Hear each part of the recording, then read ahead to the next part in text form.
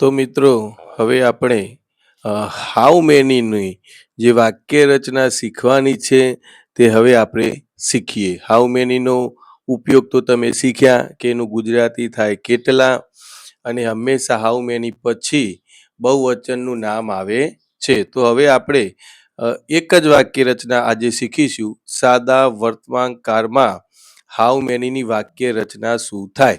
તો અહીંયા બોર્ડ પર લખેલું છે મિત્રો, સાદો વર્તમાનકાળ વાક્ય રચના. તો હાઉ મેની પ્લસ બહુવચનનું નામ આવશે, ડુ અથવા ડઝ આવશે, એ કર્તા આધારિત હશે. એના પછી કર્તા, મૂળ ક્રિયાપદ અને છેલ્લું પ્રશ્નાર્થ ચિહ્ન. બરાબર છે. એટલે હાઉ મેનીના વાક્યમાં હંમેશા પ્રશ્નાર્થ ચિહ્ન આવે જ, કારણ કે તે વાક્ય પ્રશ્નાર્થ જ હોય.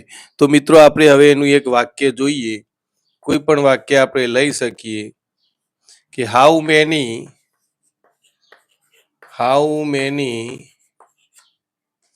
Books does she read. બરાબર છે. અને પાછળ પ્રશ્નાર્થ ચિહ્ન. હવે આ વાક્ય અનુસંધાનમાં જુઓ કે how many books does she read.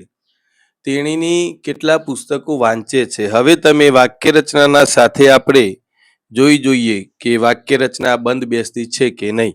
તમે જુઓ, પહેલું આવ્યું તો હાઉ મેની, એના પછી બહુવચનનું નામ. તો મિત્રો તમે જુઓ, આ કહેવાય બહુવચનનું નામ. બહુવચનનું નામ બુક્સ આવ્યું.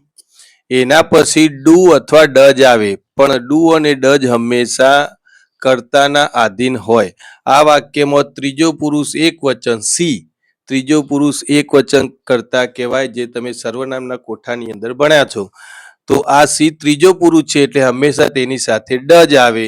તો તમે આ પણ જોઈ શકો છો કે અહીંયા આવ્યું ડઝ, વાક્ય રચના આધારિત. પ્લસ કર્તા, તો અહીંયા સી છે, તેનીની, એ કર્તા કહેવાય. એના પછી મૂળ ક્રિયાપદ, તો આ રીડ એટલે વાંચવું, એને મૂળ ક્રિયાપદ કહેવાય.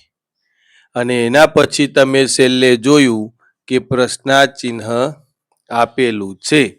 અહીંયા હાઉ મેની પ્રથમ વાક્ય રચના મિત્રો જુઓ. હાઉ મેની બહુવચનનું નામ તો બુક્સ આવી ગયું. ડુ કે ડઝ, તો ડઝ આવ્યું.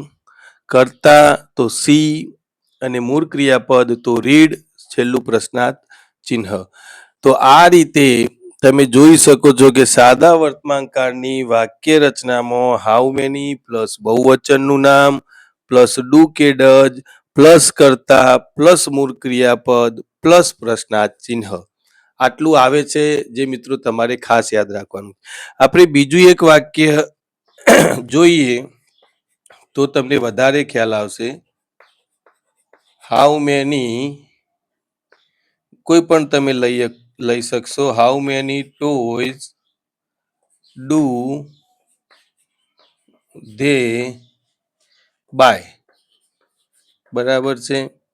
How many toys do they buy, આ બીજું વાક્ય છે. એમાં પણ તમે જુઓ, પહેલા હાઉ મેની આવ્યું, એના પછી ટોય એ બહુવચનનું નામ, એના પછી ડુ. કેમ ડુ આવ્યું? ડુ એટલા માટે આવ્યું કે અહીંયા કર્તા તરીકે ધે ત્રીજો પુરુષ બહુવચન છે, એટલા માટે ડુ આવ્યું. એના પછી ધે ને કહેવાય કર્તા. બરાબર છે. આ ડુ આવ્યું, આ કર્તા, અને બાય એ મૂળ ક્રિયાપદ. બરાબર. અને છેલ્લે આવ્યું પ્રશ્નાર્થ ચિહ્ન. તો આ રીતે તમે વાક્ય રચના મિત્રો જોઈ શકો છો કે વાક્યની અંદર જે પ્રમાણે આપણે શીખ્યા એ પ્રમાણે જ આપેલું છે. હાઉ મેની, પછી બહુવચનનું નામ, પછી ડુ કે ડઝ, પછી કર્તા, પછી મૂળ ક્રિયાપદ, એના પછી પ્રશ્નાર્થ ચિહ્ન આવે. બરાબર છે. આ સાદા વર્તમાન કાળની હું વાત કરું છું. બરાબર. જેમાં ડુ ડઝ આવતું હોય એ રીતના વાક્ય હોય તે. તો હાઉ મેની પ્લસ બહુવચન પ્લસ ડુ કે ડઝ પ્લસ કર્તા પ્લસ મૂળ ક્રિયાપદ પ્લસ અન્ય શબ્દો.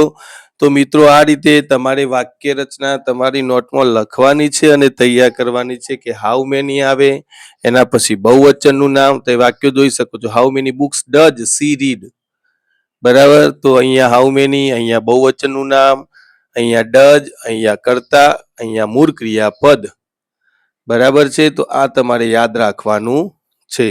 તો આ વાક્ય રચના બાળ મિત્રો તમે તમારી નોટબુકમાં ઉતારી લો અને આ વાક્ય રચના તમારે યાદ રાખવાની છે. ધોરણ 5, 6, 7, 8માં ખૂબ ઉપયોગી છે, બરાબર છે. તો આ વાક્ય રચના તમને આવડશે તો હાઉ મેનીનો ઉપયોગ સાદા વર્તમાનકાળમાં તો આવડી જ જશે. હવે આપણે આગળ જે ચેપ્ટર ભણીશું એની અંદર સાદો ભૂતકાળની વાક્ય રચના ભણીશું. એમાં આ જ આવે, માત્ર અહીંયા ડીડ આવશે. ડુ અને ડઝની જગ્યાએ આપણે ડીડ મૂકવું પડશે. એ હવે આપણે શીખીશું.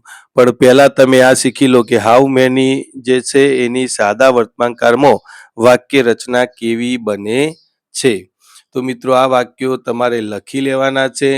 આ પ્રમાણે તમે ટીક કરી અથવા એરો મારીને જ લખજો, કારણ કે તમને ખબર પડે કે આ બહુવચનનું નામ છે, આ ડુ અથવા ડઝ, આ કર્તા, મૂળ ક્રિયાપદ, એ તમને સચોટ રીતે માહિતી મળી શકે. તો મિત્રો આ પ્રમાણે તમે હાઉ મેનીનો ઉપયોગ સમજશો તો તમને ચોક્કસ આવડી જશે. આગળ જશો એટલે તમે હાઉ મેનીના જુદા જુદા કાળની અંદર પણ તેનો ઉપયોગ શીખશો, પરંતુ અત્યારે આ બેઝિક છે. તો સાદા વર્તમાનકાળમાં કેવી રીતે એની વાક્ય રચના આવે, કેવી રીતે ઉપયોગ થાય, એ વાક્યો મેં લખ્યા. હવે તમારે એ નોટબુકમાં ઉતારી અને તૈયાર કરવાના છે, બરાબર છે મિત્રો. એટલે લગભગ આશા રાખું કે તમને આવડી ગયું હશે. તો હવે ફરીથી આગળના ચેપ્ટરમાં નવા વિડીયોમાં આપણે હાઉ મેનીનો ઉપયોગ સાદા ભૂતકાળમાં કેવી રચના થાય છે એના વિશે આપણે શીખીશું.